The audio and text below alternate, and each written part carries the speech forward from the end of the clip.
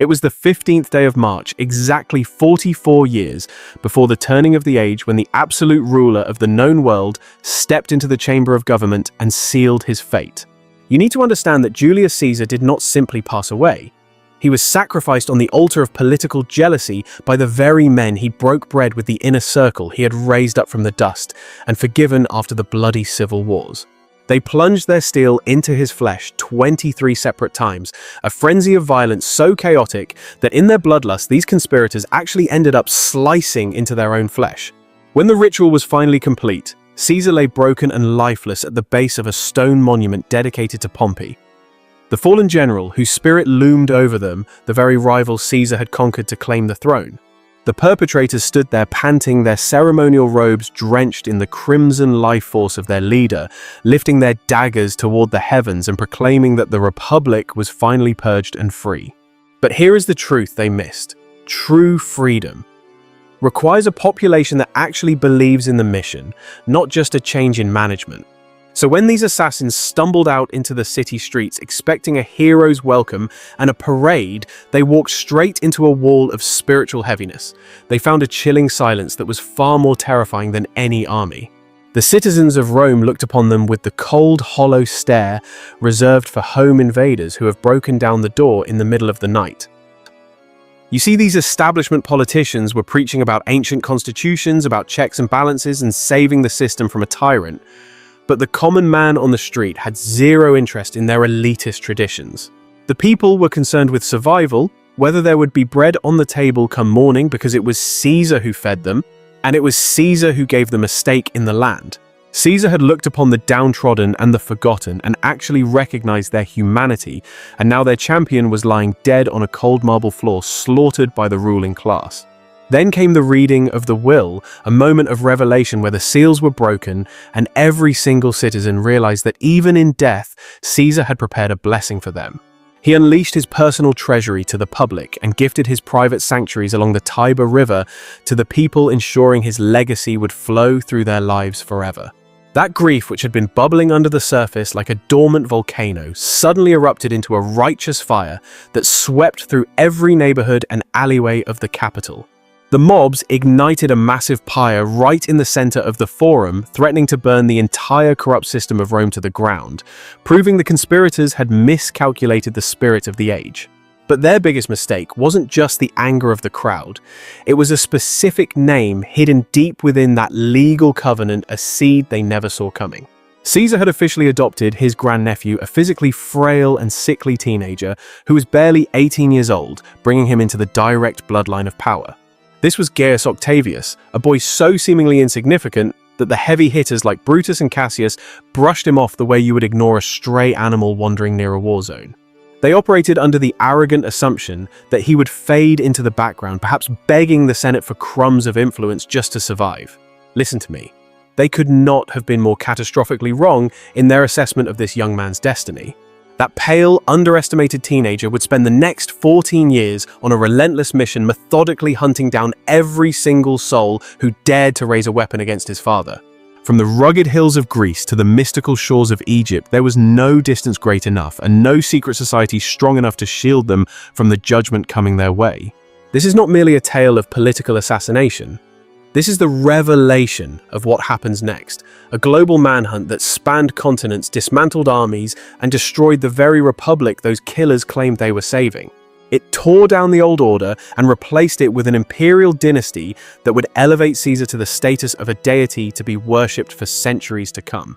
Before we go deeper into this mystery, I need you to sound off in the comments and tell me exactly where you are watching from as we approach the shifts of 2026. And if you are not yet locked in with us, now is the appointed time to hit that subscribe button and join the awakening. You are tuned in to the ultimate source for dark history and hidden truth, where we expose the patterns of the past. Caesar's blood was still spreading across the marble when the first fractures in their conspiracy began to show. The ground beneath the fallen leader was slick with gore, and his toga, the symbol of Rome's highest authority, was shredded to ribbons and soaked heavy with blood. The men looming over his corpse gripped their blades with white-knuckled intensity, holding on as if they were terrified to let go of the sin they had just committed. You could see the physical manifestation of their guilt as some of their hands began to tremble uncontrollably. A few of these men had never taken a life before that fateful morning, and now they had driven cold iron into the body of a man who had poured wine for them, pardoned their debts, and called them brothers. They had butchered him with strikes to the chest, the spine and the face, stabbing over and over again until the fight left his body and he simply collapsed under the weight of betrayal. For a few agonizing seconds, the room fell into a deathly stillness, and then the spirit of panic took over. Senators who were not part of the inner circle scrambled from their seats, like wild animals fleeing a forest fire, tripping over stone benches in their desperate haste. Some were crawling on their hands and knees toward the doors, while others sat frozen in their seats, unable to tear their eyes away from the circle of killers and the crumpled body. The assassins were screaming at the crowd, trying to maintain control and demanding everyone remain calm amidst the chaos. They held up their hands dripping with fresh blood and swore to the heavens that this was not a crime, but a righteous act of salvation for the state.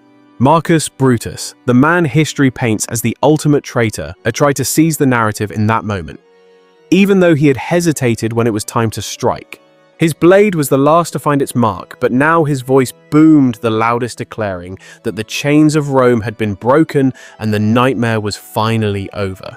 Standing right beside him was Cassius, the cold-blooded architect who had stitched this entire web of deceit together, urging the others to stand tall in their rebellion. He commanded them to show their faces and walk with the confidence of men who had performed a holy duty rather than those who had just committed cold-blooded murder. They had plotted this execution with an obsessive level of detail, assigning exactly who would grab Caesar's robe to bind him and hold him defenseless. They determined who would strike the first blow and where each conspirator would stand so that the attack would overwhelm him from every single angle simultaneously. They had selected Pompey's theatre with intentional malice, staging the event as a symbolic ritual. They carried out the deed right beneath the statue of the enemy Caesar had defeated, as if inviting the ghost of the old republic to watch and approve of their treachery. The shadow rulers had every microsecond of their coup choreographed, but their spiritual arrogance blinded them to what happens after the kill shot. They operated with a delusion so naive it almost borders on insanity. Their theory was simple: eliminate the one man standing in the way of globalism, and the corrupt machine automatically resets to factory settings. The establishment politicians strut out announcing the restoration of their demonic status quo, assuming the masses actually miss the illusion of choice and the theatre of their rigged debates. These wicked conspirators actually convinced themselves that the populace only followed the leader because they had been hypnotized or deceived by a cult of personality. Break the connection and the matrix snaps back into place. So they wiped the sacrificial blood from their expensive suits and tried to rebrand a brutal gangland hit as a righteous act of divinity. Some of these high-ranking traitors, like Decimus, kept their voices chillingly steady even as their designer robes clung to their skin, heavy with the cooling lifeblood of the man they just betrayed. They shouted out to the terrified politicians, cowering in the shadows, begging them to hold the line, promising that the purge was complete and the danger had passed. They were desperate for co-signers. They needed the establishment to validate their crime and spin the narrative immediately.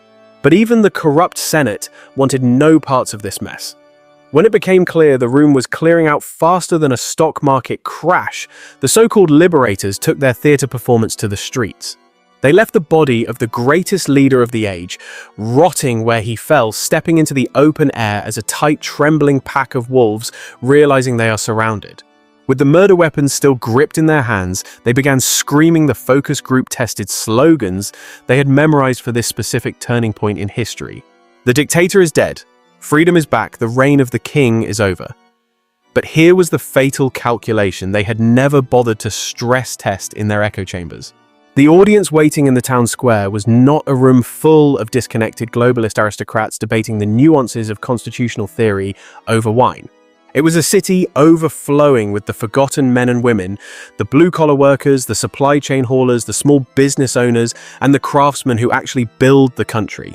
These were the very people who had stood in line for the resources and food distributions that Caesar made sure reached the poor when the establishment tried to starve them out. These were the patriots who had watched his victory parades roll through the streets. The ones who received their rights and status solely because he rammed laws through against the fierce resistance of the corrupt senatorial elite. Standing on those steps, the self-proclaimed liberators scanned the crowd, looking for gratitude and adoration. They found absolutely nothing. There was no wave of relief, no shouts of jubilee, just thousands of hardened faces staring up at them in a deafening, judgmental silence. They were waiting. The loyalists had not just vanished into thin air. Many had heard the whispers of a coup and rushed to the city center to see if the rumors of betrayal were true. Now, they were staring at a cluster of wealthy, out-of-touch elites drenched in human blood, lecturing the working class about the abstract concept of freedom. Meanwhile, the only leader who had ever put tangible food on their tables was lying dead on a cold marble floor directly behind them. Brutus tried to use his polished oratory skills to spin the narrative. He believed down to his very marrow that the right argument could manipulate anyone. His entire bloodline was built on the mythology of ancestors who had toppled kings in the ancient days. He saw himself as the anointed messiah of that legacy. So he laid out his twisted reasoning like a defense attorney making a closing argument in a rigged courtroom. He claimed Caesar had concentrated too much authority. He argued that he had hollowed out the institutions of the Senate. He claimed the man had behaved like a monarch in everything but the official title. He told them this assassination was painful but absolutely necessary so that the spirit of Rome itself could survive the transition into 2026. The crowd heard him out. But hearing is not the same as feeling. These were not liberal scholars sitting in a university library debating theory. These were real people who remembered Caesar riding through the streets after conquering Gaul. The man who had watched his enemies try to destroy him and responded by forgiving them. This was the man who had walked through his own private gardens on the banks of the Tiber River because he had thrown the gates open to the public regardless of their status. The Republic was just an abstract concept they had never touched or benefited from. Caesar was a flesh and blood man they had seen cheered for and depended on for their survival. As the hours crawled forward into the afternoon, a devastating truth settled onto the shoulders of the conspirators, like heavy radioactive dust. They had convinced the corrupt Senate that Caesar needed to die. They had not convinced the city, and worse, they had zero program for what happened the day after the murder. There was no new food policy, no land reform for the veterans, no successor the people could rally behind. All they had was a bankrupt ideology and a dead man lying at their feet. Nothing more. The spirit of doubt started eating through their arrogant confidence like potent acid burning through metal. They reached out to other senators for support, but most refused to commit on the record. Some were quietly relieved the disruptor was gone, but had no intention of standing beside men the public might tear apart with their bare hands. Others in the hall had genuinely admired Caesar's strength and now looked at the conspirators with undisguised hatred and contempt. Rome was not behaving like a city that had been liberated from tyranny, it was behaving like a city holding its breath 5 seconds before a thermonuclear explosion. Into this power vacuum, two men moved with terrifying predatory speed. Marcus Antonius, the man we know as Mark Antony, and Marcus Aemilius Lepidus. Both men had served Caesar with total, unwavering loyalty, and both men had immediate access to armed battalions. Lepidus commanded hardened combat troops stationed just outside the city limits, ready to mobilize at a moment's notice. Antony, as the sitting consul, held the supreme legal authority and possessed something even more dangerous than weapons, a supernatural instinct for reading the frequency of the crowds. When word of the assassination finally reached the military barracks, the soldiers who had fought under Caesar's eagle went rigid with biblical fury. Many of them wanted immediate blood. The conspirators had bet everything on the foolish idea that the legions were exhausted from years of civil war and wouldn't fight back. They assumed that professional soldiers would not risk igniting another global conflict just to avenge a single man, no matter how famous he was. They lost that bet completely. Caesar had made his veterans wealthy, powerful, and proud. His name was stamped on their standards, their land grants, and their very identities.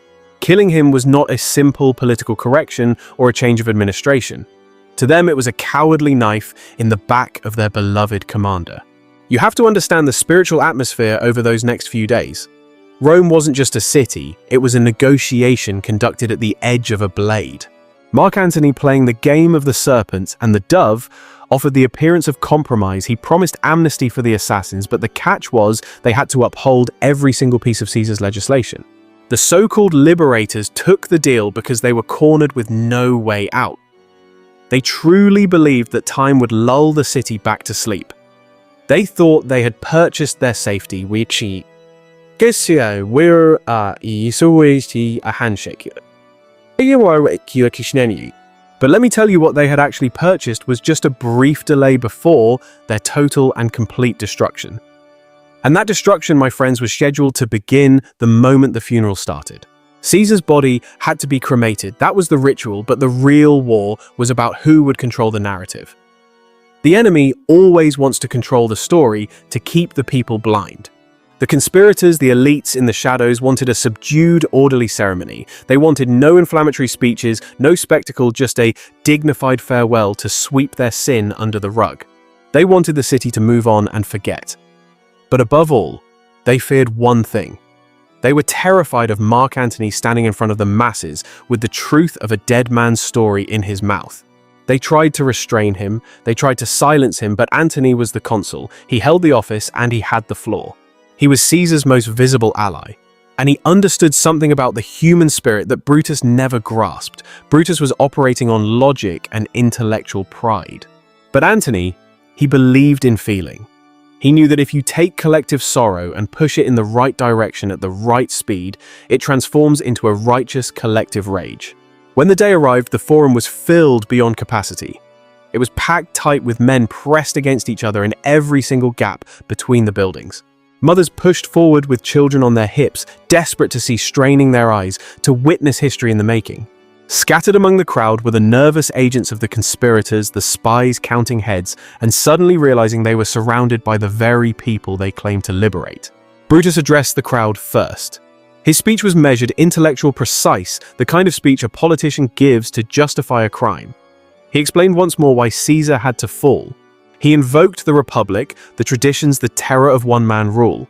And sure parts of the crowd stayed quiet, listening to the programming. A few heads nodded in agreement, but the spiritual atmosphere did not shift. No one wept. No one felt their chest crack open with grief. It was a reasoned argument delivered into the mouth of a hurricane. Then Antony climbed the platform.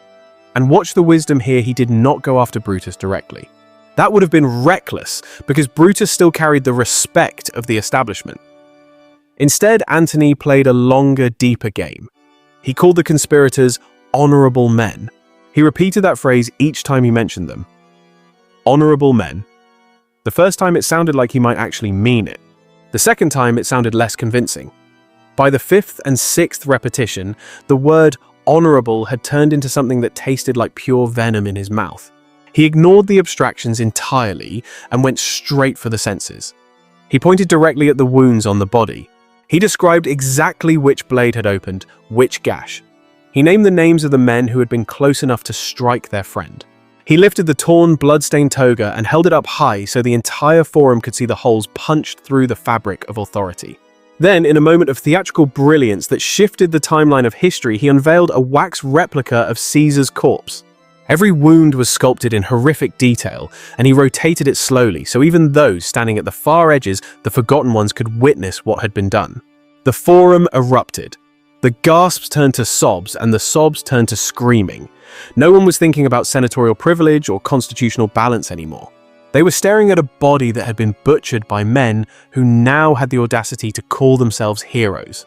Antony spoke of Caesar's mercy, reminding them how he had pardoned enemies who had waged war against him.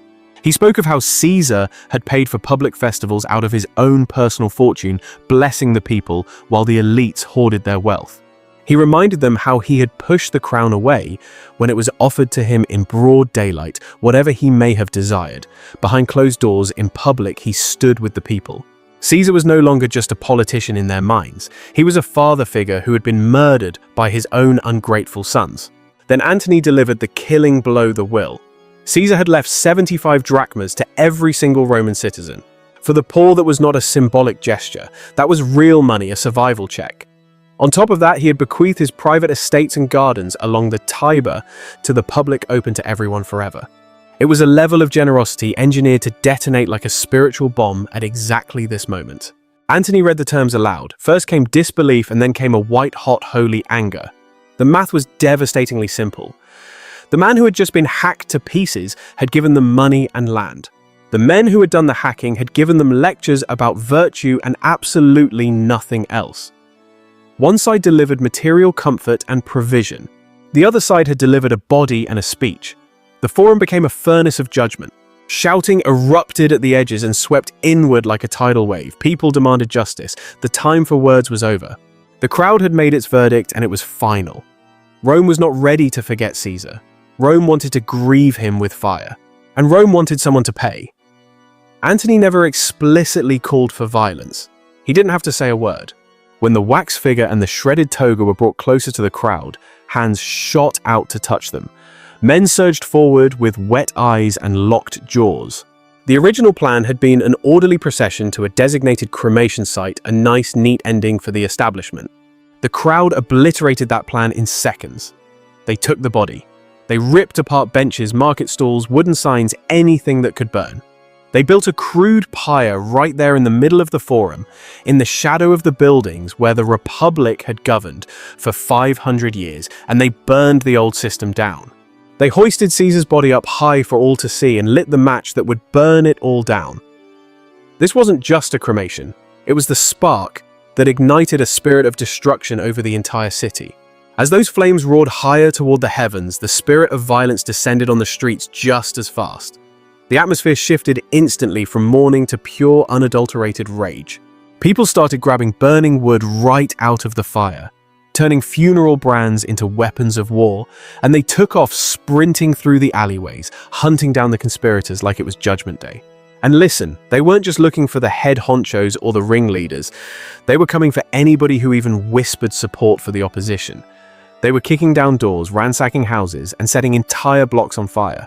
The heart of the empire turned into a battlefield without a single soldier giving orders. It was total anarchy, a spirit of confusion released on the populace. In that madness, innocent blood started spilling in the streets. There was this poet in the city, just a regular guy named Cinna. Now, this man's only crime was having the wrong last name. He shared a surname with one of the assassins. But when that demonic mob spirit takes over, nobody is stopping to check Ides or ask for clarification. They swarmed him like locusts. He was on his knees pleading with them, begging them to use their brains and just listen for 1 second. He was screaming that he wasn't that sinner, that he was just a poet, a writer of verses. He had absolutely nothing to do with the backroom deals or the conspiracy to kill Caesar. But truth doesn't matter to a mind possessed by wrath. It made zero difference.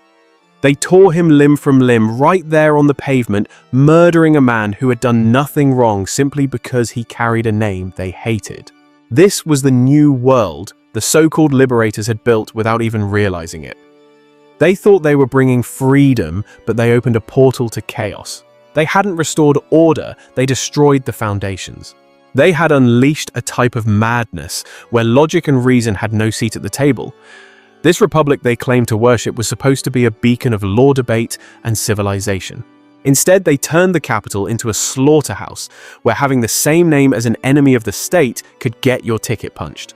It was a city where the will of a dead man, his ghost, his legacy, had more power to move the masses than any living man's philosophy or speeches.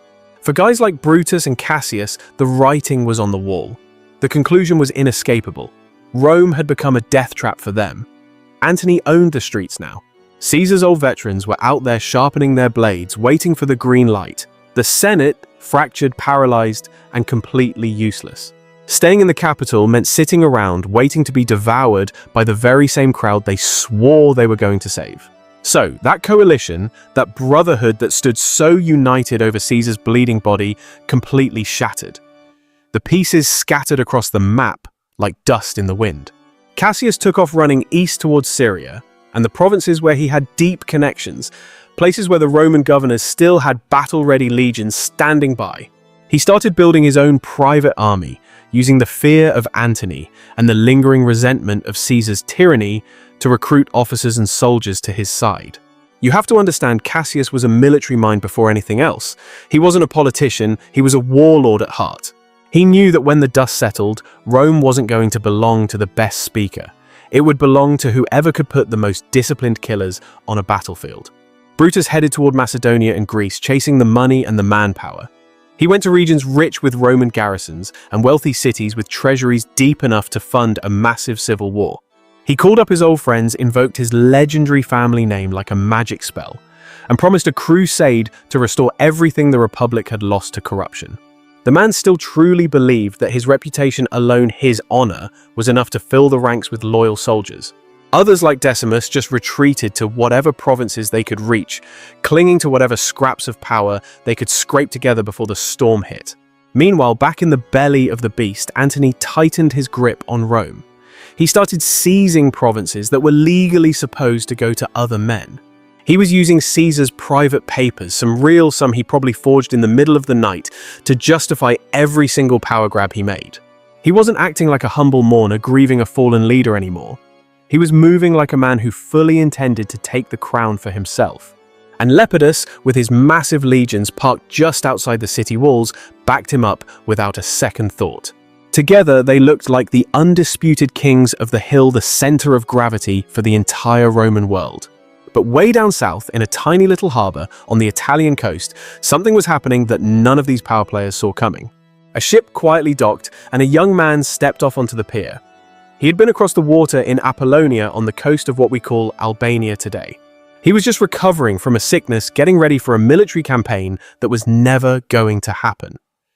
Caesar's planned invasion of Parthia had died the moment the knives came out. And now this young man had crossed the dangerous sea to claim what was left of the empire. His name was Gaius Octavius. According to the last will and testament that had set Rome on fire, everything had changed. By law, he was now Gaius Julius Caesar, the adopted son and primary heir of the most powerful man the earth had ever seen. But look at him, 18 years old, skinny, pale, and constantly sick. Nobody standing on that dock watching him walk down the plank would have believed for a second that this unremarkable kid was a threat. They never would have guessed he would outlast every hardened general, every slick senator, and every single assassin involved in the conspiracy. That he would end up commanding more legions than Antony and Cassius put together. That he would be the one standing over all their graves when the smoke cleared. Almost no one in Rome took him seriously. They looked at the outward appearance, but they missed the spirit inside. That miscalculation would cost them absolutely everything. Now, before we go any deeper into this timeline, let me speak directly to you for a second. If you are still locked in here with me, you aren't the type of person who scrolls away when the story gets heavy. You are the kind of person who really wants to understand how power operates in the shadows, how ambition eats people alive, and how these empires are built on blood and patience. We built a sanctuary for exactly that kind of mind. It's called the lineage. When you join us, you aren't just supporting a platform. You are keeping these uncompromising investigations alive, free from the noise, as deep and raw as they need to be to wake people up. Family, you know the drill. Our dedicated members get the intel first, accessing the hidden wisdom and the new episodes before the masses even know what is happening. If you feel the spirit of truth resonating in your soul, go ahead and hit that join button right now and step into a lineage of warriors who refuse to sleep while the world burns. We are entering a season of revelation because in this next chapter, we are going to watch a sickly, underestimated teenager walk boldly into a city that is literally eating its own children alive, a Babylon devouring itself from the inside out. He is about to look the most powerful man in Rome, the so-called ruler of the age, dead in the eye, and begin the supernatural process of converting a murdered man's name into the most dangerous spiritual weapon on God's green earth. You see, Brutus and Cassius are out there thinking they got away with the crime of the century. They believe that distance time and the ignorance of the people are on their side. They are living in a delusion, believing they can raise up armies large enough to dictate the terms of reality and keep the old corrupt system running. But what they have not yet realized is that a true predator, an instrument of divine judgment, has just set foot in Italy, and he will not sleep or slumber until every single one of the traitors is buried 6 feet deep. When Octavian finally stepped foot on Italian soil, do not get it twisted, he was not coming home to a vacation, he was stepping into a spiritual war zone with no front lines, no uniforms, and absolutely no rules of engagement. The word of Caesar's assassination had reached him all the way across the Adriatic in Apollonia, carrying the heavy weight of destiny with it.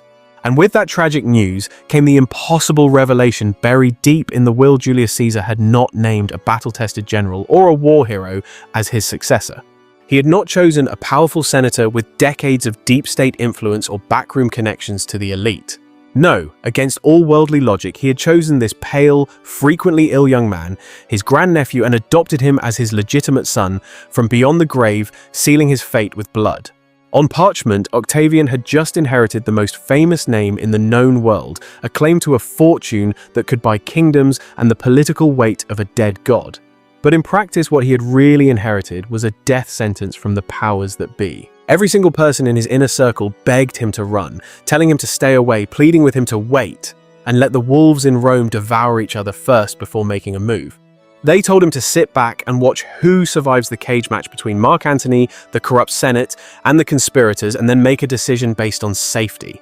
They kept reminding him that Antony had already seized Caesar's documents, stole Caesar's money, and hijacked the loyalty of Caesar's veterans all across Italy. To a giant like Antony, a teenage heir was nothing more than a puppet to be used for a moment, or a rival to be crushed under the heel of his boot. To Brutus and Cassius, this boy was a living symbol of everything they had tried to destroy, and the only rational move for him was to disappear into the shadows and live a quiet life. But Octavian refused to bow down to fear. His body might have been weak and frail, and he was not an imposing figure on horseback or in a room full of hardened soldiers. But behind that frail exterior lived something far more dangerous than physical muscles, a mind that calculated destiny without sentiment, a spirit that saw the chessboard 10 moves ahead. He understood one thing with absolute clarity, a wisdom that most men never grasp in a lifetime. He knew that if he behaved like a frightened boy hiding across the sea, that is all he would ever be a victim. But if he walked into Rome wearing Caesar's name like a crown, carrying Caesar's will as his shield, and speaking as Caesar's son, with authority, he could test whether that name still held the power to move the hearts of men and shake the foundations of the empire. If the name held power, he could build an empire that would last for centuries. If it did not, then nothing he did from the safety of Apollonia would matter in 2026 or any other year anyway. So he made his choice, stepping out on faith. He accepted the adoption formally, crossing the Rubicon of his own destiny. From that day forward, he demanded that everyone address him as Gaius Julius Caesar, even though historians use the name Octavian just to keep the timeline clear for us. But the people he encountered in the streets heard only one thing: the dead dictator's name spoken by a living voice, a frantic echo from the grave that demanded attention. He did not want to be just the grandnephew. He wanted to be the resurrection, the living embodiment of the legacy that the enemy thought they had killed. It was the most calculated act of personal reinvention and branding the ancient world had ever seen. When he finally arrived in Rome, he found Antony already dug in like a tick. Antony had orchestrated the funeral to his advantage, held the consulship, and grabbed total control of the provinces Caesar had originally allocated to other men. Antony had positioned himself right beside the treasury, or whatever scraps remained of it, after decades of endless war and lavish public spending by the elites. The assassins had scattered to the winds, and the Senate was cowering in fear, waiting for a strongman to tell them what to do. In that power vacuum, Antony saw himself as the obvious, undisputed successor to Caesar's authority. So when this gaunt teenager appeared in the city, calling himself Caesar, Antony treated him like a complete joke. He mocked him openly in the streets, blocked his access to the inheritance, and kept the money locked away where the boy couldn't touch it. He tried to reduce Octavian to nothing more than a decorative symbol, someone useful for photo ops and rallies, but excluded from the real decisions where the power was brokered. Antony fully expected the boy to accept whatever crumbs fell from the master's table and be thankful for them, and Octavian was smart enough to let him believe that lie. He showed total deference in public, playing the part of the grateful, humble youth who knew his place in the hierarchy. But behind that mask of humility, he went to work on the only audiences that actually mattered, the common people, and the soldiers, winning them over one conversation at a time. What he did next stunned the entire city of Rome. Rather than fighting Antony for control of Caesar's stolen treasury, he emptied his own pockets and laid it all on the line. He sold his personal property, liquidated his assets, and borrowed against everything he had to his name. He scraped together funds from every source he could reach, and he used that money to pay out the bequests Caesar had promised in his will, 75 drachmas for every single Roman citizen. He stood before the crowds and said it plainly with the authority of a king. "Caesar made you a promise. I am Caesar now, and I am keeping my father's word." The financial cost nearly destroyed him and left him bankrupt, but the political return was beyond calculation. Here was a teenager draining his own fortune to honor a dead man's word while the establishment hoarded wealth.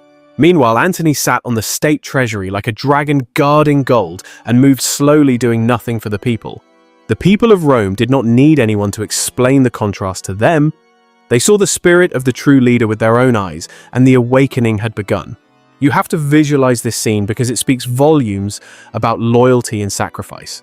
These battle-hardened soldiers, men who had bled in the trenches under Caesar's command, were watching this young man literally bankrupt himself. He was emptying his own pockets to fulfill the final wishes of their fallen commander. And right then and there, a shift happened in the atmosphere. They began asking themselves a critical question, one that would completely reshape the geopolitical landscape of the entire world. They had to ask, who is the true spiritual heir to the Caesar legacy? Is it the bureaucrat holding the keys to the vault, protecting the establishment's wealth? Or is it the young lion willing to empty his own accounts for the cause? At this exact same moment, the political elite in the Senate were turning sour on Mark Antony. You had Cicero, the legendary orator, and the face of the old guard who absolutely despised Antony. He looked at him and saw a crude strongman, a thug who was dragging Rome toward a dictatorship and destroying their precious system.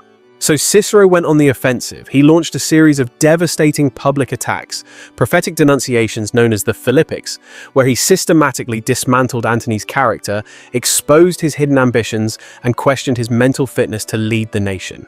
But here is where the deception comes in. Cicero looked at young Octavian and he saw something useful. He didn't see a future king or a leader. He saw a temporary weapon, a tool he could manipulate for his own agenda.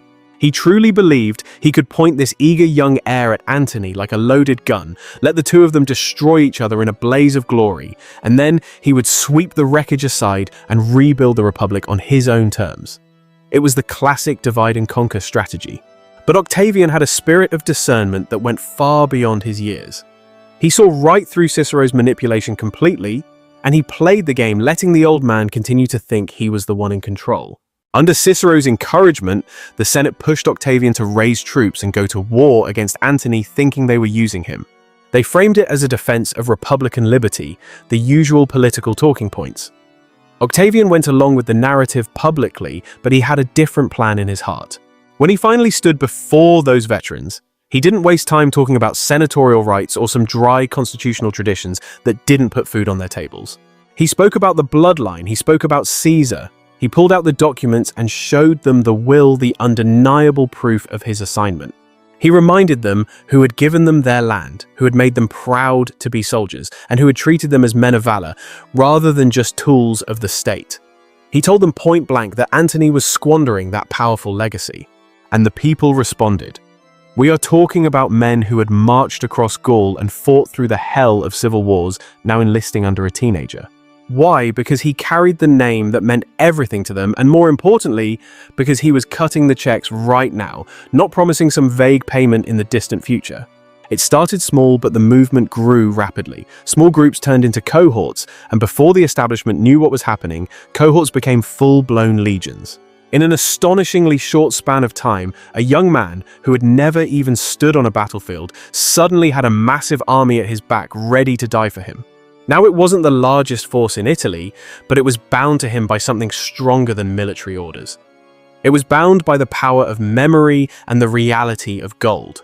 The standoff between Antony and the Senate finally cracked wide open into total warfare. Antony made his move to seize Cisalpine Gaul by force. The Senate declared him a public enemy number one. Two sitting consuls, Hirtius and Pansa, marched north alongside young Octavian to stop him. In the brutal fighting near Mutina, Antony was driven back, but he wasn't broken. However, both consuls were killed in the heat of the battles. Their deaths opened up a massive power vacuum, a gap in the leadership that no one else was positioned to fill. Command of the surviving legions fell to the only leader left standing, who had both the legal authority and the armed men behind him, Octavian the teenager the system thought they could control. The Senate thanked him for his service with a pat on the head. Then, they made the mistake that would cost them absolutely everything. They tried to push him aside. They started awarding honors to other commanders trying to sideline him. They treated him once again like a useful boy who should just step back and let the adults take over the room. Octavian's response was the kind of power move that separates mere historical footnotes from the true forces of nature that changed the world. He turned his legions around and marched them straight toward Rome itself. He marched on the Capitol, camped his soldiers right outside the walls, and sent a single clear message to the Senate: "Make me consul." And you have to remember, he was only 19 years old. There was nothing to negotiate. The Senate capitulated immediately. Octavian became the youngest consul in Roman history through the blunt, undeniable logic of armed force. Once he was in office, he passed laws that formalized his adoption and cemented his legal identity as Caesar's son. He secured the bag and the name, but the deeper message needed no legislation. Everyone knew he had the power. He was willing to deploy it, and anyone who still saw him as a controllable instrument was making the last mistake of their political life. While all this was happening in the capital, Antony had retreated west and merged his forces with those of Lepidus in Gaul and Spain. Their combined legions now rivaled Octavian's in size and strength. The board was set for a massive confrontation. You now had three men, all loyal to Caesar's memory, each commanding massive armies, each hungry for total dominance, facing a choice that would determine the fate of the entire Mediterranean world. They could tear each other apart, which would effectively give the assassins Brutus and Cassius in the east all the time they needed to consolidate their own massive army to strike back. Or they could swallow their pride, put aside their hatred for each other, unite their forces, and destroy the assassins first. They chose unity for the moment. In the final weeks of 43 BCE, Antony, Octavian, and Lepidus converged near Bononia. It's the city we now call Bologna, on a narrow island sitting right in the middle of a river. The setting was unremarkable, but the atmosphere was heavy. The stakes were the highest they had ever been in Roman history. Each man arrived with a small personal guard eyes watching everywhere. Each man stepped onto that island knowing that if the conversation failed, the Roman world would fracture into a war with no end. None of them trusted the others as far as they could throw them. Antony looked at Octavian and saw an arrogant child who had hijacked Caesar's legacy with nothing but a name and a checkbook. Octavian looked right back at Antony and saw a dangerous brute, a man who would crush him the moment it became politically convenient. Lepidus just wanted to survive the Shark Tank and hold on to whatever power he could without being devoured by either of the two titans. But beneath all that suspicion and bad blood, there was one thing that connected all three of them. You have to understand the spirit operating here. It was a burning, consumed hatred for the men who had taken Caesar out, mixed with a demonic hunger for absolute power that none of them could satisfy on their own. They sat down for days of negotiation, cutting a deal that would completely reset the Roman world from its very foundations, creating a formal office backed by the full, crushing weight of the law, essentially the deep state coming out of the shadows. This was the second triumvirate, and let me tell you, this wasn't some casual handshake deal like the old arrangement between Caesar Pompey and Crassus. This was codified authority written in stone.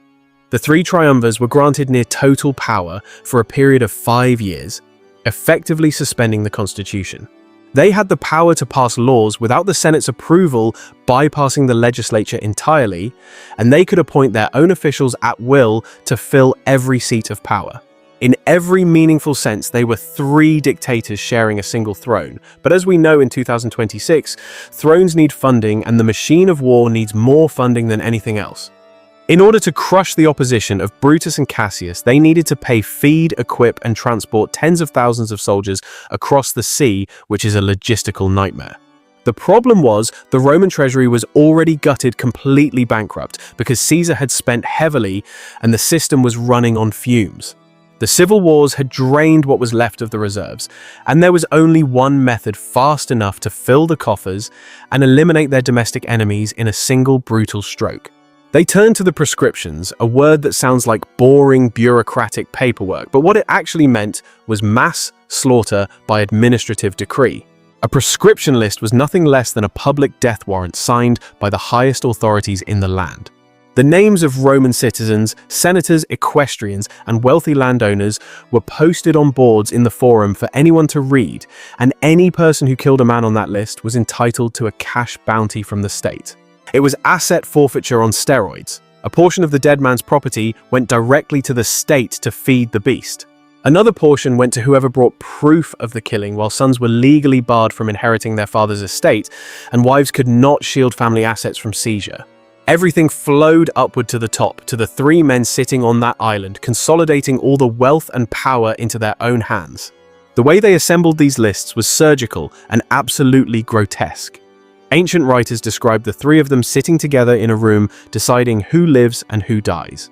They were writing names on tablets, bargaining over human souls and lives, the way merchants argue over the price of livestock in the marketplace.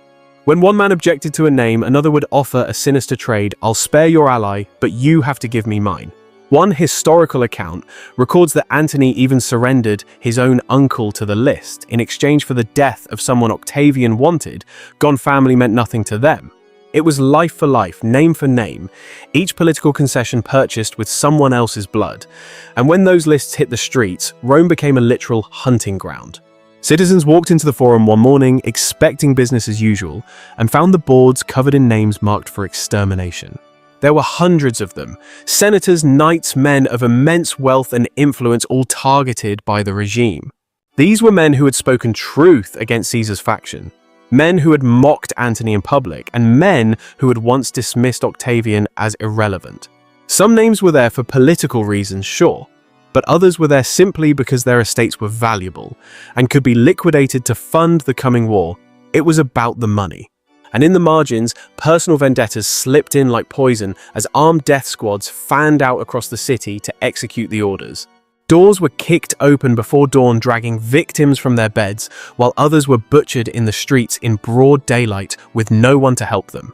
The killers carried severed heads to the forum as receipts, slapping them down to demand their bounties from the magistrates. The fear was so great that wives turned in their own husbands just to protect themselves and their children from the purge.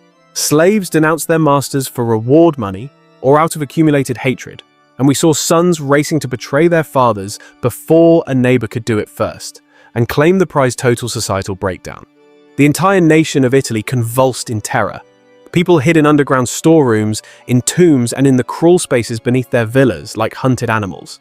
Country estates were raided by bounty hunters working in packs, while the wealthy tried to bribe their way onto ships, heading anywhere out of Italy to escape the judgment. Some of them shaved their heads or changed their appearance, trying desperately to pass through the checkpoints undetected. Others sought refuge in the temples, hoping the sacred ground would protect them, but more often than not, it did not save them. Yet one name on the lists eclipsed all others. I'm talking about Marcus Tullius Cicero, a man who had never commanded an army in his life. He had never swung a sword in battle. His weapons were the power of language and the rule of law.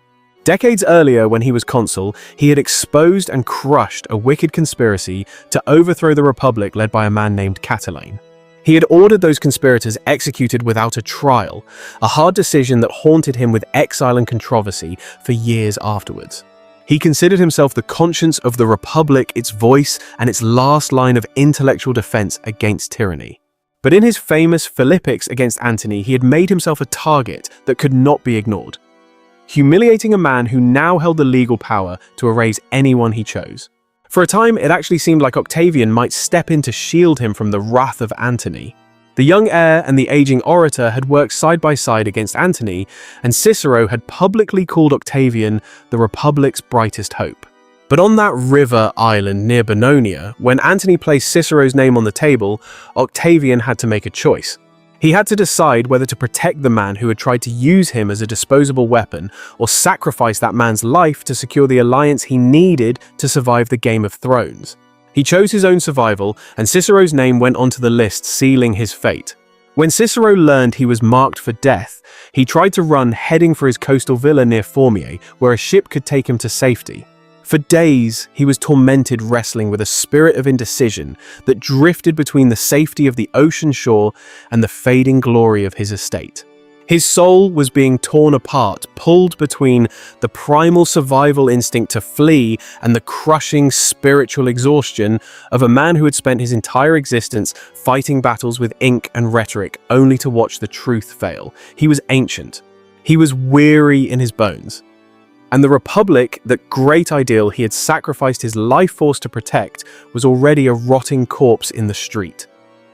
The death squad found him on the dusty path, carried like an invalid in a litter by his loyal servants.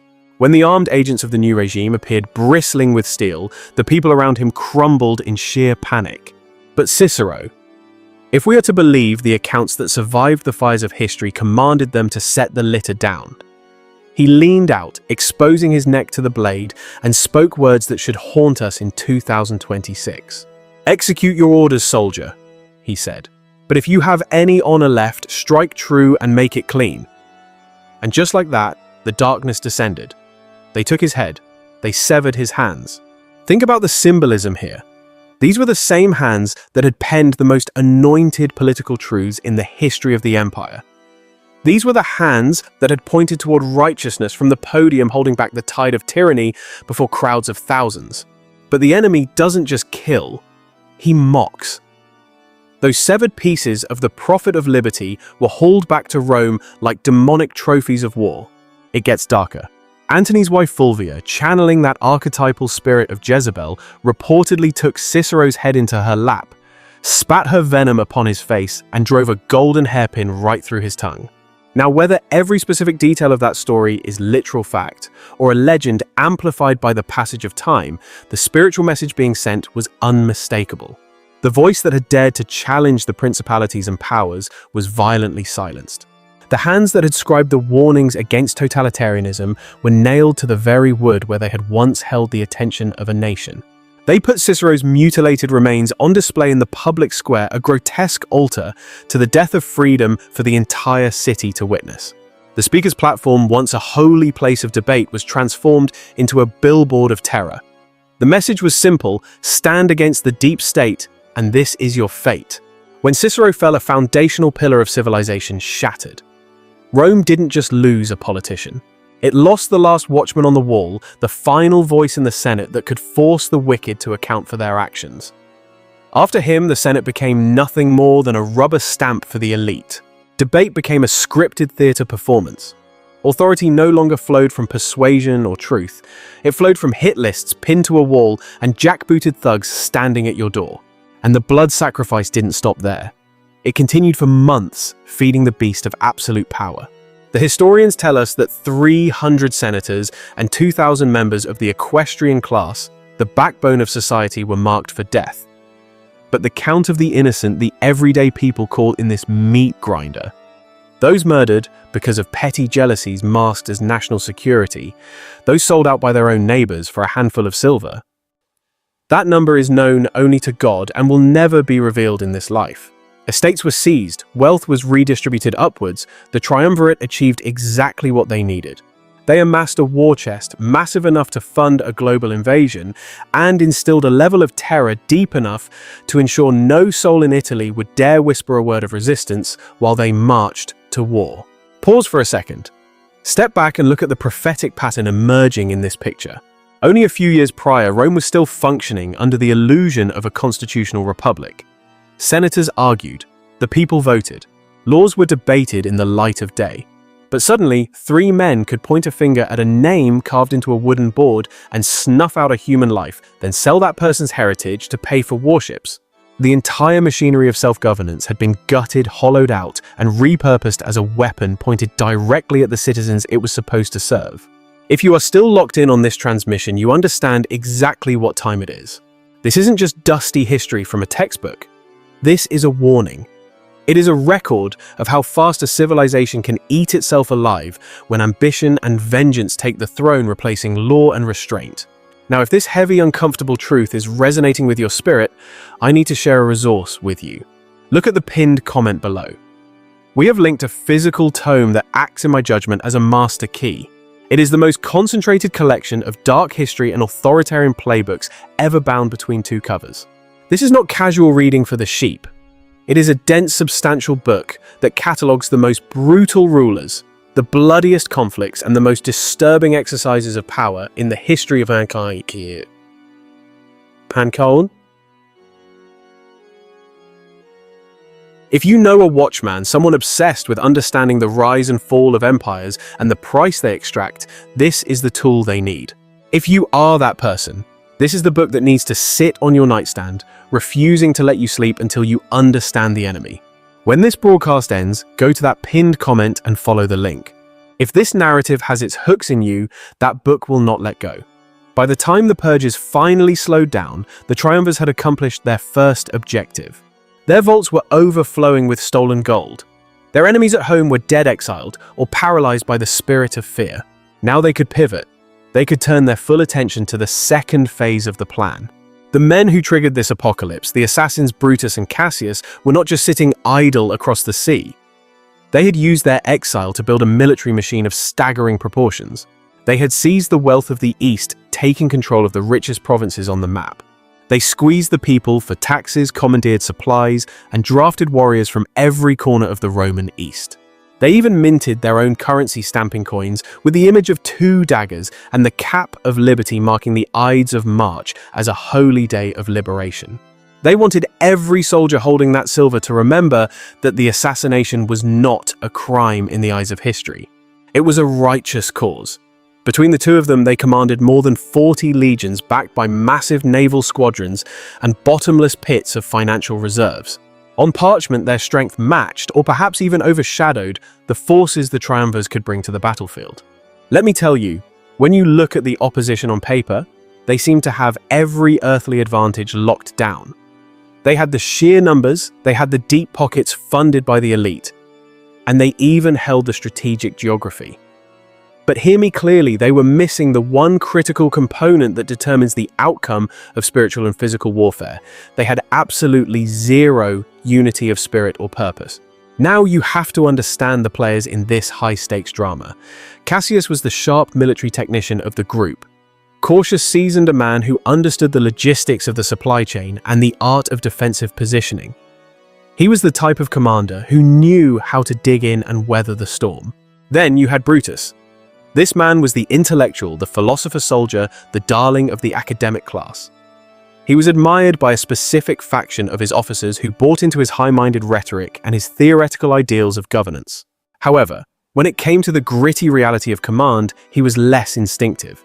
He was prone to grand performative gestures, what we might call virtue signaling today, rather than the grinding day-to-day tactical discipline that actually wins wars. Their partnership wasn't built on a covenant or a shared divine vision for the future. No, it was held together by the glue of shared terror. They both understood with crystal clarity that defeat didn't just mean losing a battle. It meant total annihilation from the face of the earth.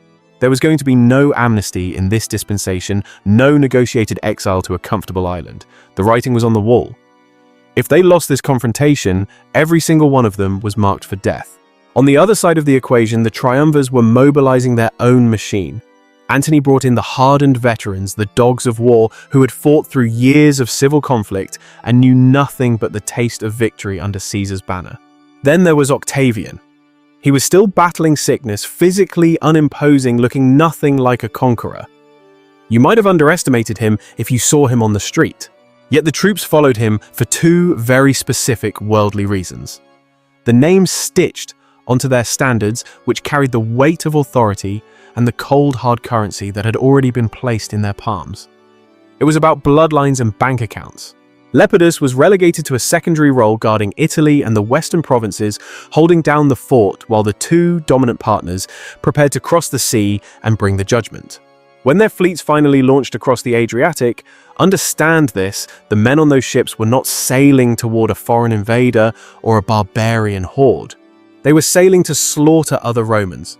We are talking about men who had trained in the exact same boot camps, marched under the same eagles, shared the same rations, and sung the same songs around the same campfires. This was brother against brother. The sheer scale of what was approaching defied human comprehension. It was a gathering storm that would shake the foundations of the known world. Tens of thousands of Roman soldiers were about to stand across from each other on a wide plain in Macedonia, near an otherwise unremarkable town called Philippi. This was the staging ground for the apocalypse of the Republic. On those fields, the long, bloody reverberations of 23 dagger blows in a marble chamber were finally going to reach their violent crescendo. The seed of betrayal was about to yield a harvest of destruction. Cassius would soon find himself squinting through clouds of dust and confusion, trying to discern the movement of the enemy. In that chaos, he would make a fatal misreading of the situation. It is a reminder that when fear takes the wheel, discernment flies out the window. Brutus would encounter something far darker in the shadows of his tent. He would later describe it as a monstrous phantom, a spiritual manifestation arriving to collect the debt of blood. Octavian, the frail heir everyone had written off, would spend part of the battle hiding in a marsh during a total collapse of his own front lines, and yet miraculously he would still walk out the other side alive. The elite often survive the very chaos they create. Antony would do exactly what he had always done best in the heat of combat. He would drive straight into the heart of the enemy formation and rip it apart with brute force. Everything that had transpired since the Ides of March, the lists of enemies, the confiscations. What? The speeches, the betrayals, the severed heads nailed to the podiums, all of it had been building toward this single cataclysmic collision. Two conflicting visions of Rome were about to crash into each other on a Macedonian plain. The men who murdered Caesar in the name of liberty, and the men who butchered half of Rome in the name of vengeance. Now, as we move into the next chapter of this saga, we are going to Philippi, a place where spirits visit generals in the dead of night to deliver omens of doom. A place where entire armies seem to disappear into the fog of war, and where the Republic finally falls on its own blade. The fields outside Philippi looked like the very edge of civilization itself. Two massive Roman armies camped across from each other on a stretch of marshland and low ridges. They were staring into what amounted to a mirror image of themselves. Standards snapped in the wind, and the smoke from thousands of cook fires thickened the air until it tasted like ash and judgment. On one side, you had the forces of Brutus and Cassius bankrolled by the plundered wealth of the eastern provinces, standing more than 40 legions deep. They had the resources of the establishment. On the other side stood the combined might of Antony and Octavian. These were soldiers forged in the fires of civil war, sharpened by the brutal prescriptions, and promised massive fortunes if they survived what was coming. This was not Rome defending itself against an outside threat. This was Rome preparing to open its own veins and bleed out on the soil of history. Half the men standing in those rigid formations had once served under the same commander. They had shared camps, shared victories, and shared meals. They were family. Now they were arranged in battle lines designed for one purpose: to drive iron through each other's bodies. It is the ultimate tragedy of a kingdom divided against itself. Inside his command tent, Cassius pored over the terrain maps. He was the more experienced general by far, and he saw the board clearly. He understood that time was his ally, not his enemy. His army controlled the high ground and the surrounding supply routes. He had the leverage. He knew that if he could just force the triumvirs to sit in those low, wet, malaria-ridden fields for weeks or months, but disease and starvation would do the killing for him. He pressed hard for patience. "Hold the position," he urged. "Let the enemy rot in the mud." But Brutus saw it differently. He did not trust the process of patience. He worried that his soldiers, many of whom had fought under Caesar before, switching sides, might lose their nerve if the standoff dragged on too long. He feared desertion. He feared the appearance of cowardice. He was ruled by the fear of man rather than strategic wisdom. More than anything, he believed that a decisive open battle was the only morally acceptable conclusion to everything they had set in motion. He wanted a clean ending to a dirty business. They had killed a dictator in the name of courage and principle, or so they told themselves. Hiding behind walls and waiting would make that act look hollow. The tension between them ran deeper than just military tactics. Cassius had joined the conspiracy out of cold, hard pragmatism. Brutus had joined because he was possessed by an idea. That philosophical divide now infected every strategic decision. Cassius wanted to win the war at any cost. Brutus wanted to validate his ideology. And as we look at the year 2026, we see these same spirits operating today.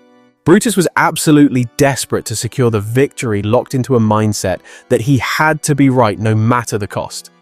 During those long, suffocating nights leading up to the inevitable violent clash, the military camps were vibrating with a heavy demonic dread, the kind of thick spiritual oppression that no amount of strict Roman discipline or drilling could ever hope to suppress or cast out. All through the camp, you could hear the ominous sound of soldiers grinding their blades against whetstones, sharpening the instruments of death. They were obsessively repairing leather straps and double-checking the grips on their shields, making sure their equipment wouldn't fail when the judgment hour arrived. They lay there on the cold, unforgiving ground, trying to force themselves to sleep. but their minds were racing with the terrifying reality that the men positioned just across the field were plotting to massacre them by the time the sun came up. You had officers circulating through the front lines like nervous handlers, barking out final orders and conducting head counts to make sure no one had deserted in the face of impending doom. These commanders were putting on a mask, pretending to have a confidence and a swagger that they absolutely did not feel in their spirits. And right there in the middle of that oppressive darkness, something supernatural happened to Brutus, an event so chilling it would haunt the retelling of this history for over 2,000 years. The ancient historical records tell us that Brutus was sitting all by himself in his tent deep into the late hours of the night, isolated from his men. He was reading by the flickering light of a lamp when suddenly the atmosphere shifted and a terrifying shape materialized out of thin air right in front of him, a manifestation from the spirit realm. This entity was enormous, pitch black, and radiated an energy that was definitely not human. It was a high-ranking principality. To his credit, Brutus didn't scramble away in fear. He stared this demon down and demanded to know exactly what it was. The dark figure answered him with a voice that was completely void of any warmth or humanity, saying, "I am your evil spirit. I am your doom. We will meet again at Philippi." Now you have to ask yourself, did this actually happen in the physical realm? Was it just extreme exhaustion and the guilt of shedding innocent blood, manufacturing a phantom in a tired man's broken mind? Honestly, at this point, it does not even matter. What truly matters is that Brutus believed the vision enough to confess it to the people within his inner circle. And with that curse hanging over his head, he walked out of that tent. He marched his men straight into a battlefield where his entire philosophy, his worldview, and his very soul would be put to the ultimate test of fire. The first major violent clash at Philippi popped off in October of the year 42 BCE, a time of massive upheaval. The landscape itself was treacherous, giving absolutely no clean tactical advantage to either the Republicans or the Imperialists. You had jagged ridges, sinking bogs, and a strategically critical hill that sliced the battlefield into separated sectors, making communication and coordination almost impossible, a recipe for confusion. Mark Antony, staying true to his aggressive nature, refused to sit back and wait. He started driving his construction crews relentlessly through the marshes, forcing them to work like slaves. He was building causeways, engineering a path designed to loop all the way around Cassius's flank to cut off his connection to the sea and sever his vital supply lines, choking him out. Cassius was watching this threat develop in real time with a sinking feeling in his gut. He knew that if those earthworks were completed, his army would be totally strangled and starved out. He was forced to make a move. His troops collided with Antony's forces in savage close quarters, hand-to-hand combat right along the muddy edges of the marshlands. At the exact same time, on the completely opposite end of the battlefield, Brutus ordered his own legions to charge forward, targeting Octavian's camp for destruction. What followed was a chaotic battle fought in near blindness, a true fog of war. Clouds of dust swallowed up all visibility, and the noise of war was so deafening you couldn't hear yourself think. Entire cohorts of soldiers surged forward like a wave shattered against the wall of resistance, regrouped in the blood and dirt, and surged forward again in a relentless cycle of violence. Trumpet signals were blasting, competing with the screams of the dying. In Brutus's sector, his men actually managed to break through the lines. They overran Octavian's camp, completely taking the ground. But Octavian himself, he was gone. Some historical accounts claim a mysterious illness forced him to be moved out before the fighting even kicked off. Other sources say he crawled into a swamp like a rat and hid in the muck while his headquarters was being destroyed all around him. His officers were being cut down right where they stood. His standards and flags were captured by the enemy. From where Brutus was standing, it looked like a total sweeping victory. But on Cassius's side of the field, the exact opposite scenario was playing out. Antony's hardened veterans smashed right through Cassius's defenses, overran his camp, and set his tents ablaze, lighting up the sky with destruction. Cassius stood there watching thick columns of black smoke rise from his own position, signaling the collapse of his command. He saw his own cavalry streaming away in a panicked retreat. The communication lines between the two halves of the Liberator army had collapsed entirely. They were fighting two different wars. Messengers and runners arrived way too late, carrying contradictory information that only added to the confusion and the spirit of chaos on the field. From Cassius's vantage point, squinting through a thick, demonic haze of dust and smoke from a nearby hill, the battle appeared to be an absolute catastrophe with no hope of recovery. He sent one of his most trusted officers, a man by the name of Titinius, to ride out toward where Brutus's forces should be and report back on exactly what was going down. Then Cassius watched from that hilltop as a group of horsemen surrounded Titinius in the distance, cutting him off. The men standing right beside Cassius started shouting that Titinius had been captured by the enemy forces. Cassius decided he had seen enough, or at least his fear told him he had. The man who had helped orchestrate the most famous political assassination in human history simply could not stomach the idea of being dragged in chains before the very men he had tried to destroy. He refused to become a public spectacle for the opposition to parade around. He turned to his servant Pindarus and asked for help ending his life. Ancient tradition holds that the blade Cassius used was the exact same weapon he had driven into Julius Caesar on the Senate floor. Talk about reaping what you sow. On a windswept, lonely hill in Macedonia, far away from the city of Rome that he claimed to have saved from tyranny, the end came. Cassius leaned into that sword and died believing that everything was lost, that the mission had failed. But the tragedy is he was dead wrong about almost all of it. Literally minutes later, Titinius returned, and he wasn't a prisoner in chains. He was riding back wearing a victory wreath on his head. He had ridden into Brutus's lines, not the enemies. The horsemen who had surrounded him were celebrating a win, not capturing a prisoner of war. When Titinius reached the hilltop and found Cassius dead on the ground, the crushing weight of that mistake, that misunderstanding, absolutely destroyed him. Some accounts say he took his own life right there on the spot out of grief. Brutus arrived shortly after, looked down at the body of his partner, and reportedly called him the last true Roman. It was a eulogy delivered over a corpse that was created entirely by a misunderstanding, a casualty of deception and lack of vision. The most strategically capable mind in the entire liberator movement had destroyed itself, because dust clouds distance and fear made friends look like enemies. The first battle of Philippi ended without a clear winner on the field, leaving the door open for the final judgment that was yet to come. It was a chaotic scene of biblical proportions, a true clash of wills, where the fog of war descended heavily. On one flank, Brutus had absolutely decimated Octavian's wing, raiding the camp and scattering them like chaff in the wind. But on the other side, the narrative was flipped. Antony came down like a hammer on Cassius, crushing his defenses and looting his stronghold in a display of raw power.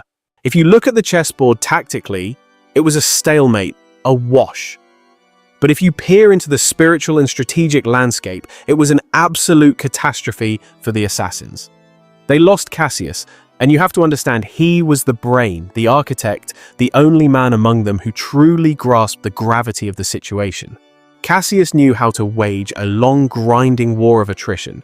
He was the operator who understood the mechanics of the deep state machinery. But now he was gone, having taken himself out of the equation in a moment of despair, removing the very wisdom they needed to survive the coming storm. In the weeks that followed, Brutus tried to step into shoes that were far too big for him. He attempted to hold this fractured, broken army together through the sheer force of his personality, but the anointing just wasn't there. He tried to graft the remnants of Cassius's troops into his own command, merging these battered units, but you cannot mix iron with clay and expect it to hold. He went around delivering these high-minded speeches about honor-waxing poetic, about the righteousness of their cause, and the debt they owed to the Republic, sounding like a typical politician making promises while the ship is sinking. On the surface, he projected this mask of calm and certainty, acting like he had it all under control. But the soldiers, they weren't buying it. They could feel the shift in the atmosphere. They had watched one of their two commanders take his own life over a misunderstanding, and that spirit of fear had entered the camp. You could see the confidence draining out of that army, like water pouring from a cracked vessel. The morale was evaporating. Meanwhile, across the field, Antony and Octavian were rebuilding their strength, rising like a beast from the sea, ready for the second round. Octavian was definitely shaken by the humiliation of that first engagement. His ego took a massive hit, but the important thing was that he was still standing. He was alive, and in the Game of Thrones, survival is the only victory that matters. Mark Antony, on the other hand, saw his battlefield reputation reach almost mythical status. He had proven once again that when it came to raw, violent, kinetic warfare, there were very few men in the entire Roman world who could stand toe-to-toe with him. The triumvirate had the resources. They could replace the lost equipment, they could find new bodies to fill the gaps, and they could reinforce those battered units. The machine kept turning. But the so-called liberators, they could not replace Cassius. That was a fatal loss. When the second collision finally came roughly 3 weeks later, the tables had turned completely. The advantages that Brutus held at the start had eroded, washed away by the sands of time. His supply lines were drying up, the logistics were failing, and the morale was crumbling into dust. The famine, both physical and spiritual, was setting in. His inner circle was in disarray, with officers split down the middle. You had one faction wanting to cut a deal and negotiate, and another faction that still believed they could fight their way out of judgment. Brutus, driven by a blinding pride, and perhaps the terrifying realization that retreat would mean admitting it was all for nothing, decided to double down. He chose to attack, thinking he could force the hand of destiny.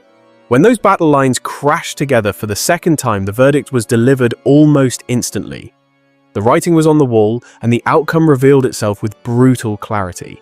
Antony's legions hit them with a demonic fury, the kind of intensity that hardened veterans channel when they smell blood in the water and know the campaign is about to end.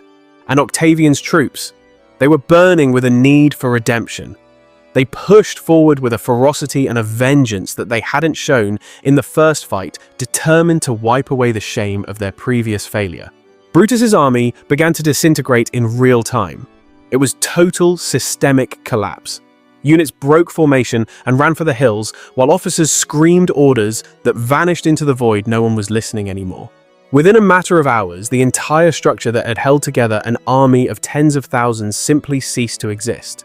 It evaporated like mist before the rising sun. Brutus managed to escape the immediate collapse with just a handful of loyal followers. They made it to a hill overlooking the carnage, away from the main slaughter, and they stopped to catch their breath. From that vantage point, he could see the dust settling over a field that was carpeted with the dead and the dying men surrendering in droves.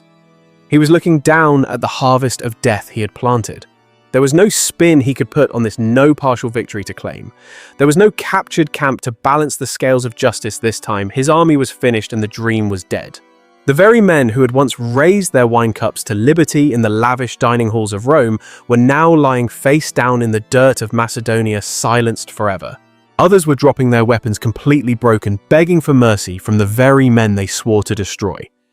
In that moment of total defeat, Brutus asked his companions to help him end his life. But most of them refused. Even in the end, they could not bring themselves to raise a blade against the man they had followed across the sea. The loyalty ran deep, even in the face of ruin.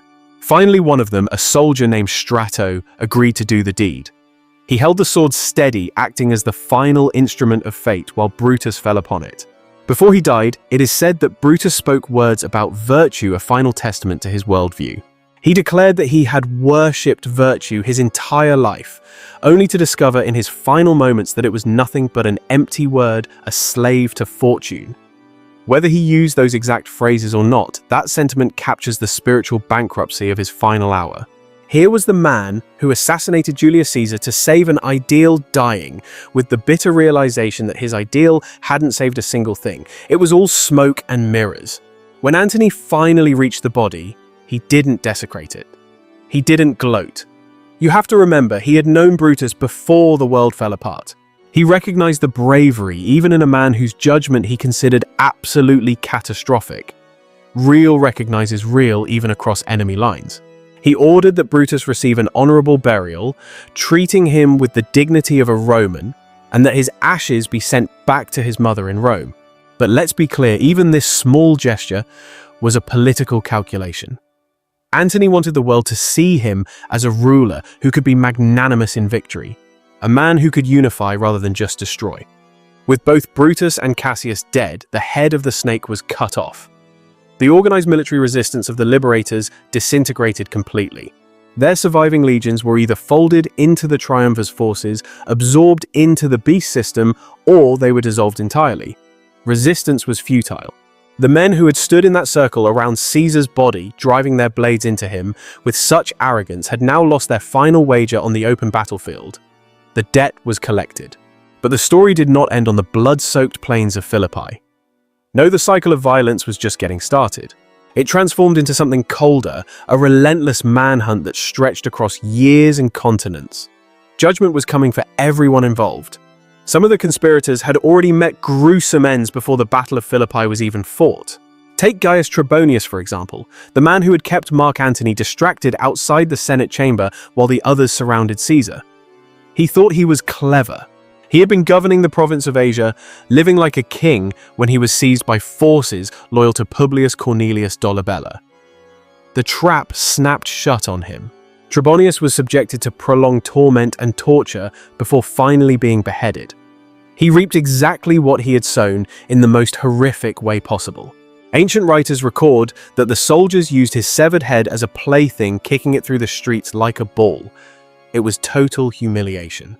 Here was a man who had once held the rank of consul, one of the most powerful positions in the world, reduced to a toy for bored legionaries. That is how quickly the glory of man fades. Then there was Decimus Brutus, the conspirator who had personally convinced Caesar to ignore the warnings and attend the Senate that day, the ultimate betrayer, the snake in the grass. You have to understand the mindset of Decimus. He really thought he could maintain his little kingdom, his power base up in northern Italy, even after taking part in the betrayal of Caesar. He thought the system would protect him because he played their game. But when the spiritual atmosphere shifted, because judgment always comes for the wicked, the political ground crumbled beneath his feet. He tried to run, attempting to flee north, hoping to link up with those so-called liberator forces gathering in the east. But he didn't even make it halfway. A Gallic tribal leader, probably an ancestor who saw right through the Roman lies, snatched him up. And on the orders of Mark Antony, it was a wrap. Decimus was executed like a common criminal. His fantasy of republican liberty was just a delusion. It ended in an unmarked death miles away from the city, where he helped spill innocent blood. That is the spirit of Cain receiving its reward. Then you have Casca. The history books, those fabricated narratives they teach you in school, say he struck the first blow. He was the one who broke the seal, crossing the line from conspiracy into violent action. But look at how his story ends. Reports say he took his own life after the Battle of Philippi rather than face the music. He knew the judgment coming for him was too heavy to bear, so he checked himself out. The spiritual noose was tightening around these assassins. There was no Supreme Court, no formal tribunal to condemn them, no judge banging a gavel to pass a sentence. It was divine retribution. They were hunted down like animals until they were erased from the earth. But there was one snake who managed to hide in the grass longer than the rest of them. Cassius Parmensis. He was deep in the inner circle with Brutus and Cassius, but he had a survival instinct, that serpent-like wisdom that the others completely lacked. After the fall at Philippi, he latched himself onto Sextus Pompey like a parasite. Sextus was the son of Pompey the Great, another warlord from the Old Guard. This man Sextus had built a rogue naval empire down in Sicily, using his fleet to cut off the grain supply. He was manufacturing a famine in Rome, choking out the people just like the elites do today to control the population.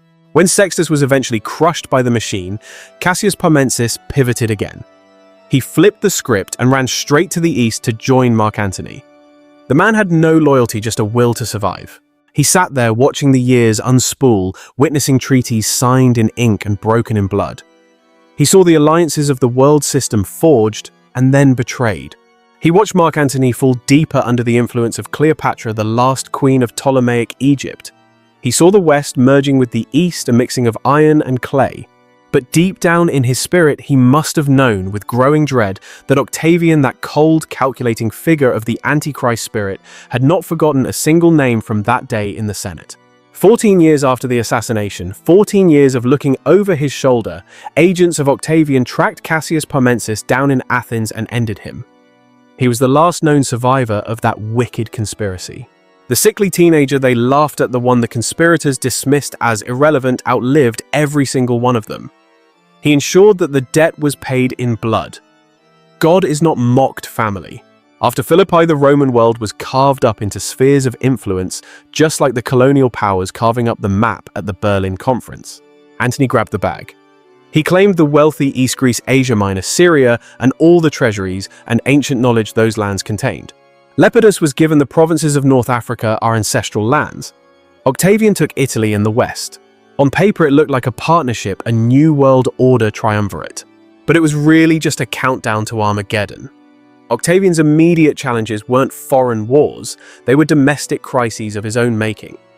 The rot was coming from inside the house. He had made promises to the military-industrial complex. He promised farmland to tens of thousands of veterans, paid killers he needed to keep happy. But to deliver on that promise, he had to steal. He had to evict Italian families from land they had worked for generations.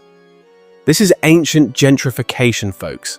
Entire villages were emptied at the point of a sword just to settle his former soldiers. They displaced the people to house the enforcers of the state. These thefts triggered revolts and armed resistance.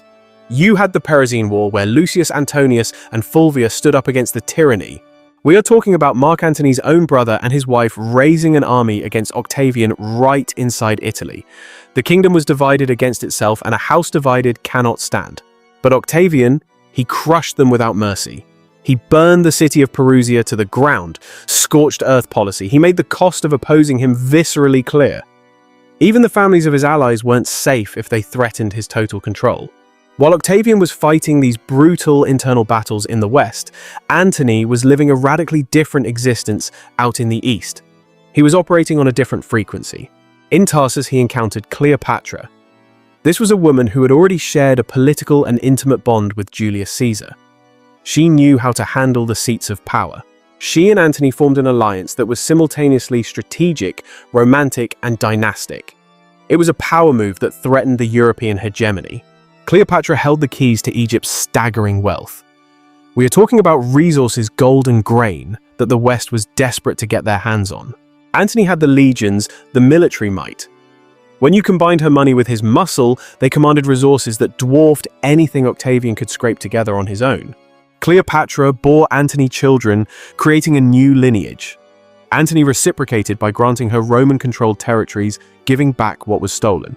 He gave them royal titles in a series of ceremonies historians call the Donations of Alexandria. He was shifting the center of gravity away from Rome. To the Romans back in Italy, this looked like a scandal. It looked like high treason. They couldn't handle the idea of the East rising up to rule. A Roman general carving up the empire and handing pieces of it to an Eastern queen raising mixed children, who might one day claim sovereignty over Roman provinces, that was their worst nightmare. Octavian recognized the threat, but more importantly, he recognized the weapon it handed him. He knew how to play on the people's xenophobia. He launched a propaganda campaign of extraordinary sophistication. This was the original fake news, a psychological operation on the masses. He never publicly framed the coming conflict as one Roman leader attacking another. He didn't call it a civil war. No, he framed it as Rome defending itself against a foreign queen, a seductress who had bewitched one of its generals. He made it about us versus them. He portrayed Antony as a man who had surrendered his identity, who preferred Egyptian luxury to Roman duty, a traitor who would drag the Republic under the heel of a foreign monarch. Then he pulled the ultimate dirty trick. He produced what he claimed was Antony's will, likely a forged document from the intelligence agencies. This paper stated that Antony wished to be buried in Alexandria beside Cleopatra rather than in Rome. The narrative took hold and the sheeple swallowed it whole. Romans who had endured a generation of civil war were desperate for stability. They were willing to trade their freedom for a little bit of safety under a strong leader. But what they could not tolerate was the image of that leader shackled to a foreign throne, ruling from a palace in Egypt instead of the Forum. They chose the chains of the West over the wealth of the East. You have to understand the level of psychological warfare at play here. By spinning the narrative and casting Antony as a soul enslaved by Cleopatra's exotic charms. Octavian wasn't just winning a debate, he was executing a masterclass in public manipulation. He manufactured a foreign boogeyman for the Roman people to hate, a classic distraction technique used by empires from Babylon to modern America, giving them an enemy abroad so they wouldn't notice the tyranny rising at home. By the time we hit the year 32 BCE, the illusion of their political alliance had completely disintegrated, revealing the raw power struggle beneath. In response to the gathering storm, Antony and the Queen of the Nile Cleopatra, representing the last stand of the East against the iron teeth of the West, amassed a colossal fleet and army in Greece preparing for the clash of civilizations. But the Roman war machine was already in motion. Octavian's forces, led by his tactical genius, Admiral Marcus Agrippa, a man who understood the art of war better than anyone of his generation, moved with predatory precision to cut them off. The inevitable collision took place at Actium off the western coast of Greece in the year 31 BCE. And let me tell you, Family Actium wasn't the romantic, heroic showdown that Hollywood or the history books try to sell you. This victory wasn't about bravery, it was about supply line strategic positioning and holding your nerve when the heat was on. Antony and Cleopatra's fleet was built like the old-world massive, heavily armored warships designed to intimidate rather than maneuver. These floating fortresses were impressive to look at, sure, but in the tight confined waters near the coast, they were sitting ducks, sluggish, heavy, and unable to react to the changing tides of battle. Agrippa, seeing the weakness deployed lighter, faster vessels, think of them like the drone swarms of antiquity that could dart in, strike a lethal blow and withdraw before the heavy behemoths could even turn their guns around. He used superior mobility to flank them, blocking their escape routes and harassing the enemy into a state of absolute confusion and panic, proving once again that agility often beats brute force. Then, at the critical turning point of the engagement, Cleopatra's squadron did the unthinkable. They broke formation and blasted through a gap in the battle line, gunning for the open sea at full speed, leaving the rest of the fleet in shock. Antony, witnessing the woman he loved, and perhaps his only ticket to survival, fleeing the scene, made a decision that destroyed his legacy forever. He abandoned his men, his post, and his honor to chase after her. That moment of weakness, that abandonment of duty, broke the spirit of every single ship captain and foot soldier left behind to face the wrath of Rome alone. Commanders who were ready to die for the cause looked up, saw their leaders vanishing over the horizon like cowards, and completely lost the will to fight, leading to mass surrenders, while others were ruthlessly rammed and set ablaze. Meanwhile, on the shore, Antony's massive land army stood there in stunned disbelief, waiting for orders from a general who was already miles away, running from his destiny. Their war was over before it even really began, ending, not with a bang, but with a whimper of betrayal. Antony and Cleopatra retreated to Egypt, but the writing was on the wall and their position crumbled more with every passing week. The rats started fleeing the sinking ship. High-ranking officers deserted, and allies who once pledged loyalty switched sides to align with the rising beast of Rome. Octavian's propaganda machine, the ancient equivalent of our mainstream media, painted them as dead men, walking already defeated by the gods, and in the year 30 BCE, the Iron Kingdom invaded Egypt to finish the job. Antony tried to make one last stand, but it was futile. Facing the absolute certainty of being captured and paraded in chains, he chose the samurai path and drove his own sword into his body to escape the shame. Cleopatra, the last pharaoh, survived him for a brief moment, watching her kingdom and her lineage turn to ash before her eyes. But when she realized that Octavian planned to drag her through the streets of Rome as a living trophy, a symbol of Africa's submission to Europe, she decided she would bow to no man and chose to end her life on her own sovereign terms. The ancient texts tell us she used the venom of a cobra, a symbol of divine royalty in Egypt, though scholars have been debating the specific toxicology for over 2,000 years. But what isn't up for debate is the outcome. Antony and Cleopatra died in Alexandria within days of each other, marking the tragic end of an era and the final conquest of the Hellenistic world. With their deaths, the last credible threat to Octavian's total domination was wiped from the face of the earth, clearing the path for the rise of a global empire that would shape prophecy for millennia. Octavian walked into Alexandria not as the scrawny teenager who had stumbled off a boat years ago, but as the undisputed master of the known world, the king of the hill, the one man left standing. In a move reminiscent of Herod seeking to kill the innocent, he ordered the execution of Caesarion, the son Cleopatra had borne to Julius Caesar, wiping out the bloodline. He was ruthlessly eliminating the only other person alive who carried the DNA of Caesar, ensuring no messianic figure could rise up to challenge his claim to the throne. He didn't just annex Egypt, he treated it like his personal bank account, seizing a treasury so vast it made him wealthier than the entire Roman state. A wealth transfer from Africa to Europe that set the tone for centuries of exploitation. Then he sailed back to Italy, his ships loaded down with stolen gold, carrying more power, more legitimacy, and more influence than any Roman had ever possessed in history. Now we approach the final transformation, the climax of a story that started with 23 stab wounds on a cold marble floor. Rome was exhausted, spiritually and physically broken. You have to realize an entire generation had grown up knowing nothing but civil war. Government hit lists, property seizures, and the constant fear of tomorrow, much like the uncertainty we see in the year 2026. The old-school aristocratic families, the ones who used to fill the Senate with bold, independent voices, had been gutted, completely wiped out by decades of political purges and slaughter over on the battlefield. The Senate still met, sure, but let's be real, it was a hollow shell, a zombie institution with no real power, just a rubber stamp for the dictator.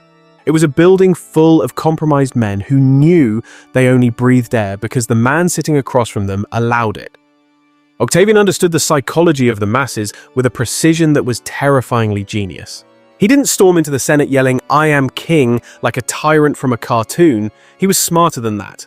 He knew the Romans had spent 500 years defining their culture by their hatred of the monarchy. The word rex, or king, was political poison, a trigger word that would start a riot.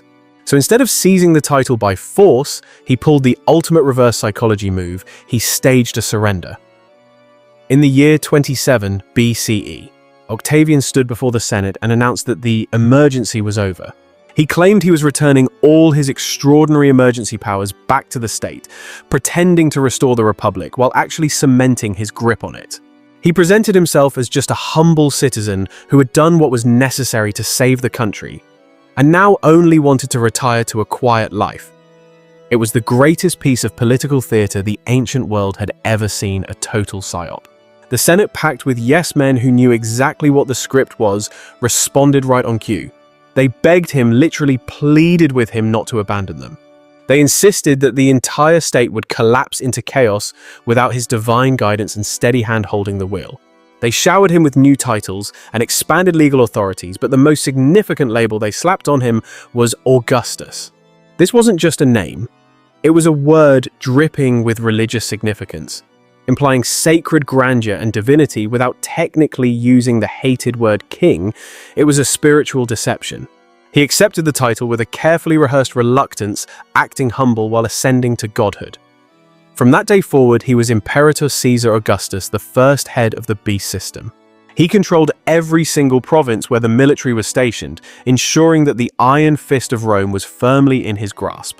He bought the loyalty of the army through decades of shared trauma and generous paychecks, and he secured the gratitude of a weary citizenry who credited him with bringing peace and safety, the ultimate warning sign in prophecy. Fear had totally silenced the masses, brothers and sisters. He didn't just have their obedience. He had the terrified compliance of every soul who remembered the purge lists, those government hit lists that look a lot like the cancel culture and digital surveillance tightening around our necks in 2026. He styled himself as princeps, claiming to just be the first citizen among equals, humble as can be. But that was the ultimate deception of the Gentile nations. In every way that truly mattered, he had crowned himself. He was the first true head of the beast system in Rome, the prototype for every tyrant to follow. And watch the spiritual wickedness at play here.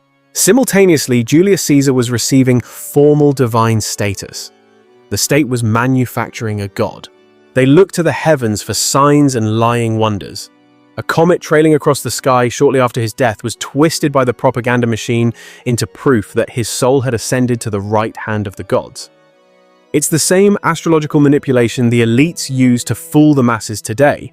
They erected a temple to Divus Julius, worshipping a dead man as a deity. And Octavian, who had rebranded himself as Augustus, meaning the exalted one, stepped right into that spiritual vacuum. He dared to claim for himself the title Divi Filius, son of a god. Do you see the blasphemy? Long before the true Messiah walked the earth, the spirit of Antichrist was already laying the groundwork, claiming divine sonship for a political ruler. The irony is biblical in its tragedy.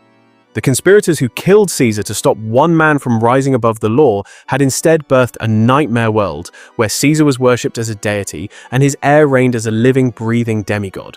Listen closely, because this mirrors exactly what we are watching in the West right now. The Republic didn't collapse in a single dramatic movie moment. It bled out slow and painful over years, dying the death of 1,000 cuts. It bled right there on the Senate floor when the blades were drawn in anger. It continued to bleed in the eerie silence of the mob, the people who refused to cheer for the so-called liberators because they knew the game was rigged. The lifeblood of the nation poured out in the fires of Caesar's funeral pyre and in the demonic screams of the riots that followed. It bled through every name scratched onto those prescription lists, death warrants signed by the state against its own citizens. It flowed like a river across the plains of Philippi, where brother slaughtered brother Roman, butchering Roman. That was the final blow.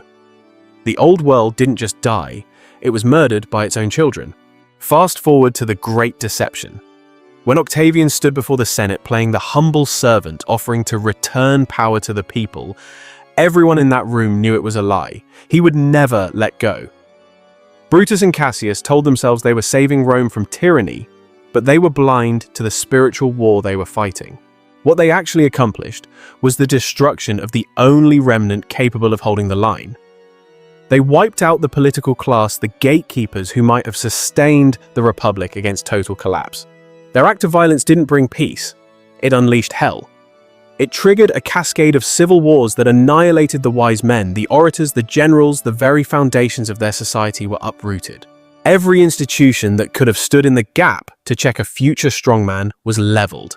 It's the same clearing of the board we see happening in global politics today, removing the restraints so the lawless one can rise. By the time the sword was finally sheathed, the resistance was dead. There was simply no one left with the power, the resources, or even the will to fight back against the new world order. And here is the hard truth for us in 2026. The people broken by decades of chaos and trauma didn't mourn their lost freedom. They cheered for their chains. They welcomed the emperor with open arms because they were tired of the struggle. Stability became their idol. They valued safety and a full belly more than any principle written on a scroll or a constitution. They traded their birthright for a bowl of soup just like Esau. Those 23 wounds carved into Caesar's flesh didn't stop the rise of a dictator.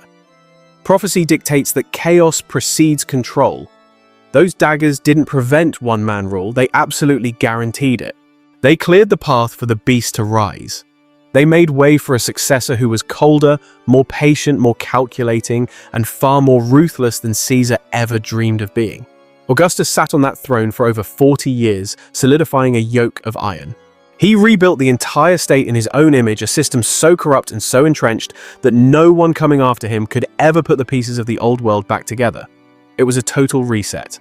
In their desperate attempt to kill the idea of a king, those assassins ended up building the very throne they hated. They paved the road to Babylon with their own good intentions. Now, if you've walked with us this far, you aren't looking for that watered-down surface-level history they teach in the schools. You've traced the bloodline from the Senate floor through the riots, the purges, the battlefields, and the suicides in the palace. You followed the trail all the way to a young man sitting on a throne built upon the bones and mistakes of every single person who underestimated him. It's a lesson on power that the world refuses to learn.